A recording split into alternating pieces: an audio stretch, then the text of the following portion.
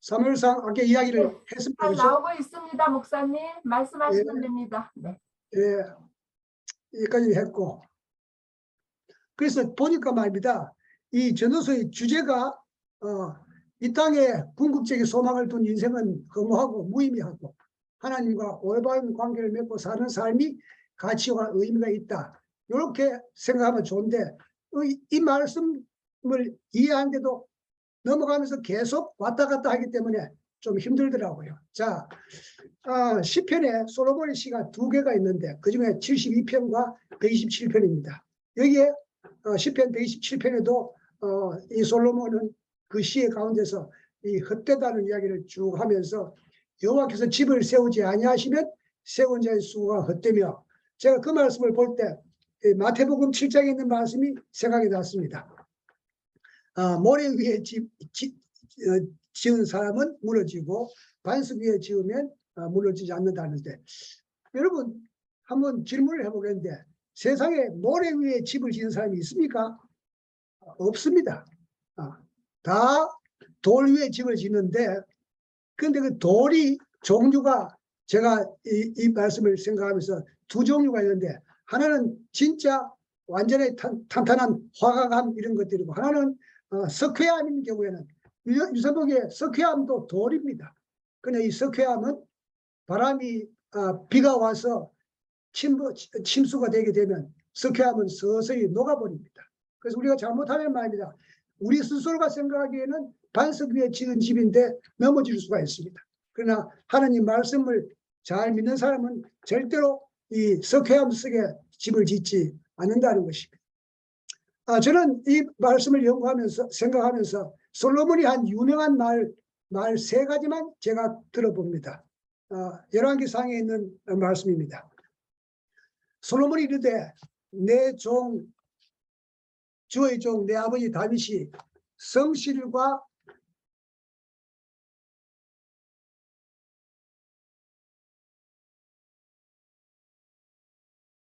성실과 공의와 정직한 마음으로 주와 함께 주 앞에서 행하였으므로. 여러분, 제가 이 말씀을 들을 때 솔로몬이 말입니다, 자기 아버지에 대한 말씀을 합니다. 우리 아버지가 성실과 공의와 정직한 마음으로 주와 함께 주 앞에서 행했다고.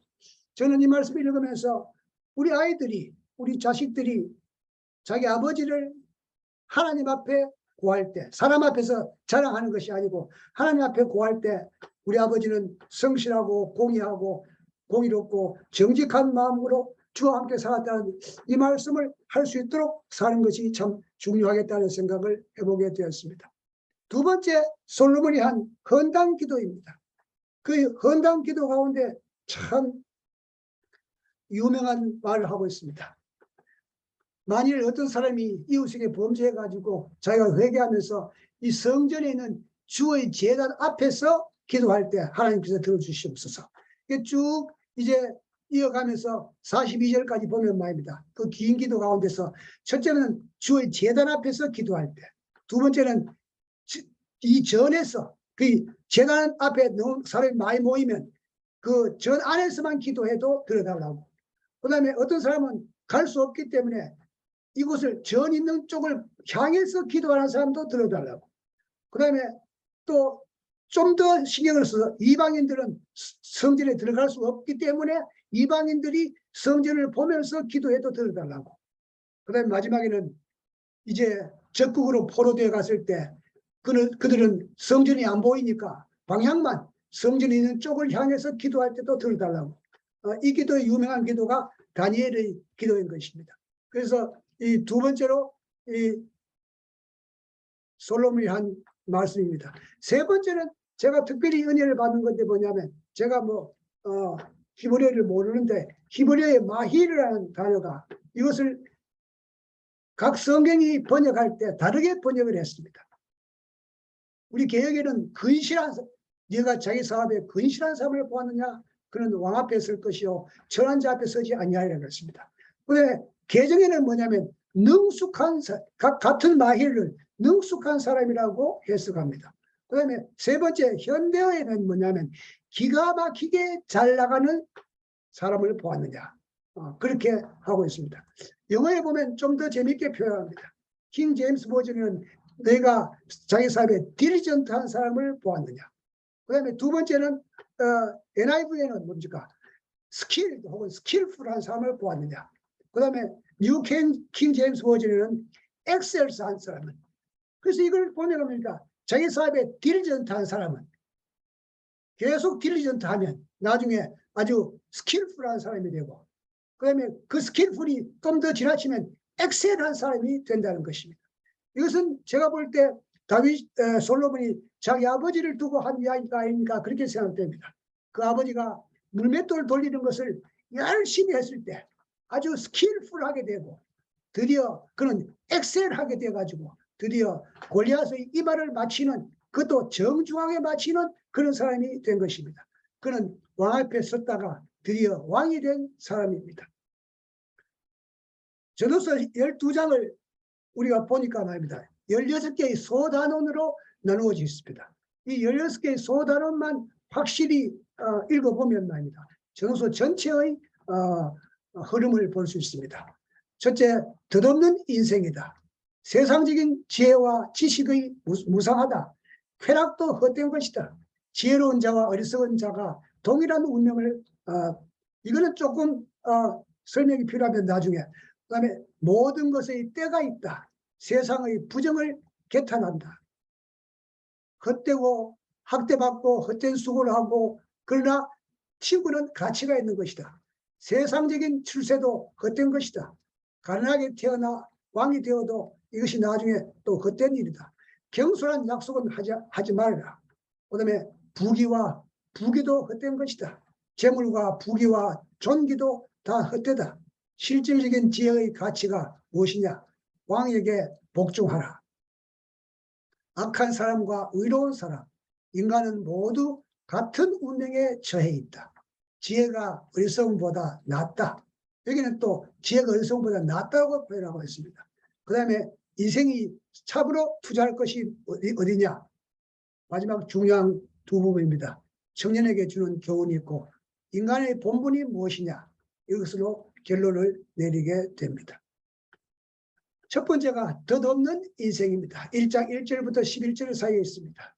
다윗의 아들 솔로몬 왕 전도자의 말씀이라 했는데, 현대인은 이것은 다윗의 아들이며 예루살렘의 왕인 전도사 솔로몬의 말이라고 확실하게 표현하고 있습니다.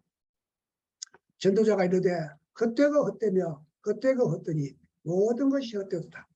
그런데 이 현대인 성경에는 모든 것이 헛되고 무가치하며 의미가 없으니 아무것도 소중한 것이 없구나 그랬습니다. 어떤 장로님이 그런 말을 하더라고요. 자기는 성경 과정 공부를 하거나 성경을 볼 때 9개의 번역을 같이 놓고 본다 그래요. 그래서 우리가 이해가 좀 잘 안 되는 부분은 다른 번역을 보면 이해가 되는 부분이 많이 있습니다. 해안에서 하는 모든 수고가 그때다, 그렇게 이야기를 하고 있습니다.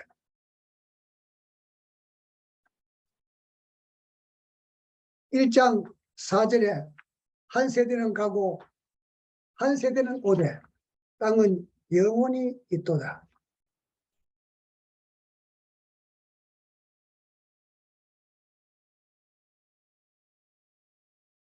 이 할아버지가 길재 선생인데 인생은 가지만은 허무하지만은 땅은 영원히 있다는 말씀 생각하면서 길재 선생의 시가 우리가 생각이 났습니다. 500년 도읍지를 필마로 돌아더니 산천은 의고하되 인거는 간데없다. 어저거 태평여울이 꿈이런가 하더라. 그가 이 망한 고려의 수도인 개경에 갔을 때 이런 시를 읽게 됐습니다. 여러분, 정말 인간은 허무하다는 것을 이야기하고 있습니다. 7절에 모든 강물은 바다로 다 흐르되 바다를 채우지 못하며, 강물들은 다 흘러서 어디로 갑니까? 바다로 간다는 것입니다.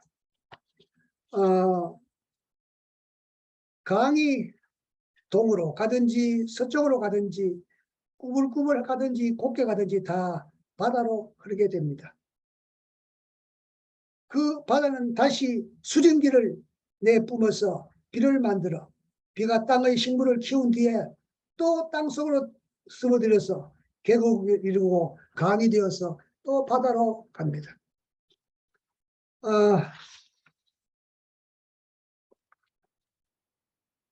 시대의 소망에 이런 말이 있습니다. 태양은 무수한 세계를 기쁘게 하기 위하여 그 빛을 비추고, 또 바다는 물들은 근원이 되는 바다는 각처에서 흘러들어서 물을 받고 또 그것을 다른 데에게 주기 위해서 한다는 것입니다. 그러나 인간만은 너무 이기적으로 산다, 그렇게 읊고 있습니다.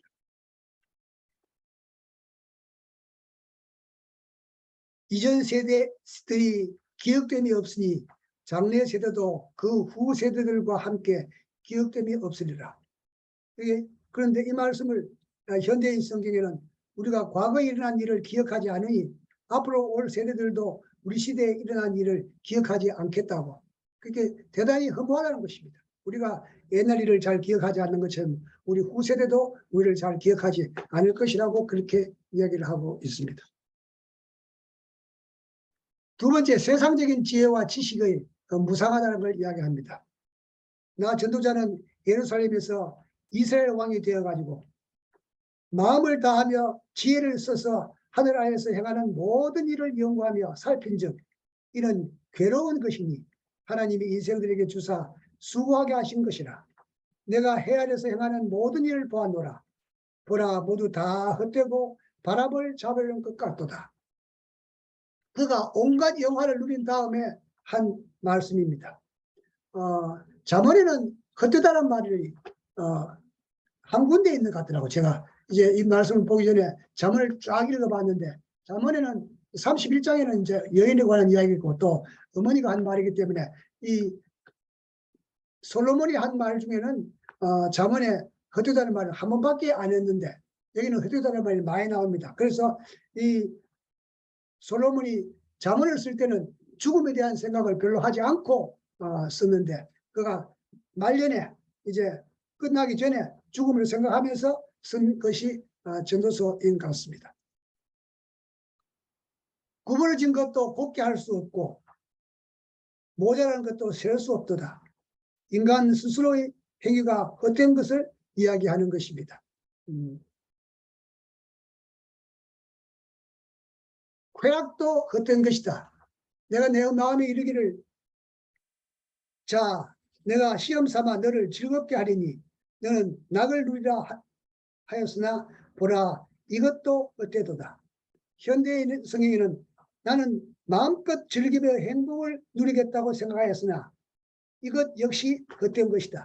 여러분, 여기 말하는 이 행복이라 그 다음에 낙이라는 것은 세상적인 쾌락, 그가 경험한 것입니다. 범죄적인 쾌락, 그것이 임시복에는 대단히 좋은 것 같지만은 그러나 그것이 아무것도 아니라는 것을 이야기하고 있습니다.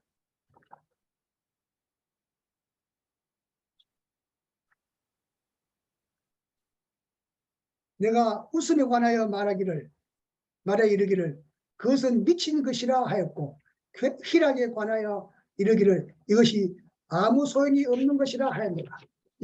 그가 정말 웃음이 아주 쾌락적인 웃음, 그 모든 것들은 아무것도 아니라는 것을 그는 노래하고 있습니다. 2장 4절부터 10절을 보면 그가 사업을 크게 했다고 말합니다. 집들도 짓고 포도원을 가꾸고 뭐 그런 점을 업적을 많이 남겼습니다. 은금과 왕들이 소유와 보배와 여러 지방의 보배들을 자기가 다 쌓아놓고 아주 크게 그다음에 노래하는 남녀들과 인생들이 기뻐하는 처처들을 많이 두었는데 그 모든 것들은 그가 임시적인 즐거움밖에 되지 않는다고 말하고 있습니다.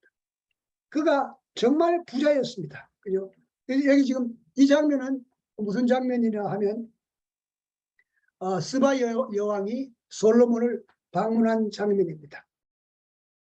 그가 올 때 열왕기상 10장 10절에 보면 이에 그가 금 120달란트와 심히 많은 향품과 보석을 왕에게 드렸으니 스바 여왕이 솔로몬 왕에게 들은 것처럼 많은 향품이 다시 오지 아니하였더라. 스바 여왕이 대단히 많은 재물을 갖고 솔로몬을 만납니다. 이거는 에티오피아 역사 제1장에 나오는 말이라고 그래요. 여왕이 예루살렘에 다녀와서는 임신을 했다는 거예요. 그래서 아들을 낳았는데 그 12살 때 이 아들을 예루살렘에 데려와 가지고 성인예를 하고 왕이 500명의 레위인과 왕족들을 딸려 보내 가지고 그들이 형성된 귀족이 지금도 있다고 그래요. 그래서 그때 이 솔로몬 왕이 어떻게 살았는지를 한 장면을 보여주고 있습니다. 이제 끝날 때가 됐죠.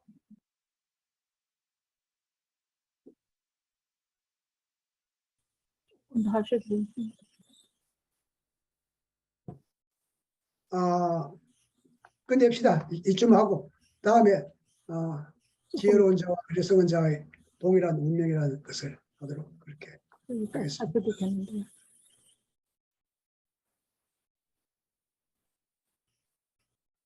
4번까지 하시죠. 4번까지 할까요? 네. 뭐 저건 하다가 끝이 안 되면 안 하면 되니까, 그죠? 지혜로운 자와 어리석은 자는 동일한 운명이다. 그냥 자기는 대단히 지혜로운 사람인데 그 지혜로운 사람과 어리석은 어리석은 사람이 결국은 죽는다는 것입니다. 내가 돌이켜 지혜와 망령됨과 어리석음을 보았나니 왕 뒤에 오는 자는 무슨 일을 행할까? 이미 행한 지 오래전의 일일 뿐이다. 새로운 것이 없다는 것입니다. 이 솔로몬이 말입니다.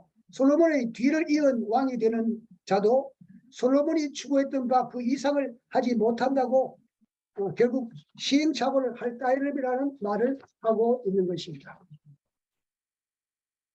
내가 보니 지혜가 우매보다 뛰어남이 빛이 어두움보다 뛰어남 같도다.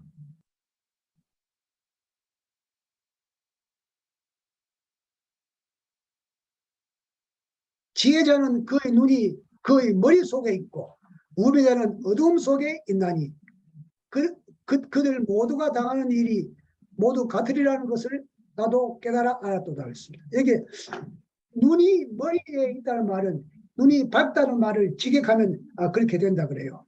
그래서 지혜자의 안목이 열렸음을 우리가 말해주고 있는 것입니다. 지혜자는 그 눈이 밝고 안목이 열려 있다는 그런 뜻으로 이야기를 하고 있습니다.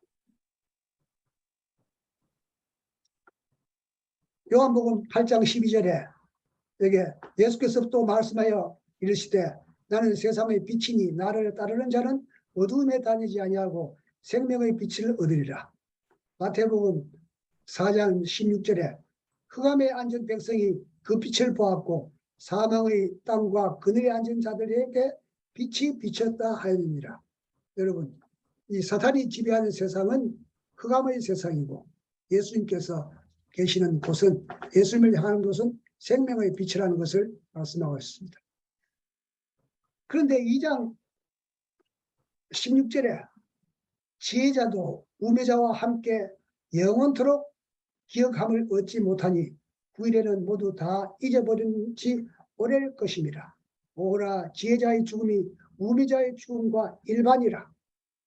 이러므로 내가 사는 것을 미워하였노니 이는 해하에서 하는 일이 내게 괴로움이요 모두 다 헛되어 바람을 잡으려는 것이기 때문이다. 내가 해하에서 내가 한 모든 수고를 미워하였노니 이는 내 뒤를 이을 이에게 넘겨주게 됨이라. 그 사람이 지혜자일지 우매자일지 누가 알랴마는 내가 해하에서 내 지혜를 다하여 수고한 모든 결과를 그가 다 관리하니 이것도 헛되도다. 여러분, 이 솔로몬은 자기 뒤에 오는 두 왕이 있었는데 그 두 왕은 르호보암과 여로보암이었습니다. 그런데 이 두 사람은 다 잘못된 길을 가게 됐습니다. 여로보암은 모든 악한 왕의 대표자입니다.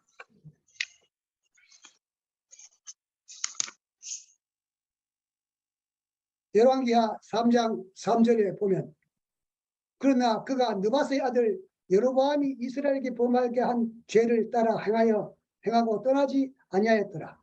여러분 아합의 아들 여호람인데 말입니다.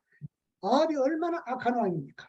그런데 여기에 여로함이 애비처럼 악한 왕이라 하지 않고 구태여 올라가서 조상인 여로보암처럼 느바스의 아들 여로보암처럼 악하다고 합니다. 그래서 솔로몬의 뒤를 이은 북방 이스라엘의 왕 여로보암은 모든 악한 왕의 대표가 되었습니다. 반면에 다윗 왕은 모든 선한 왕의 대표가 되었습니다. 히스기야가 다윗처럼 모든 일에 정직했다고 그렇게 표현을 하고 있습니다.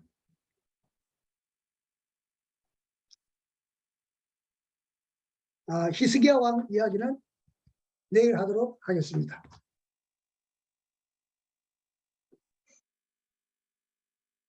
감사합니다.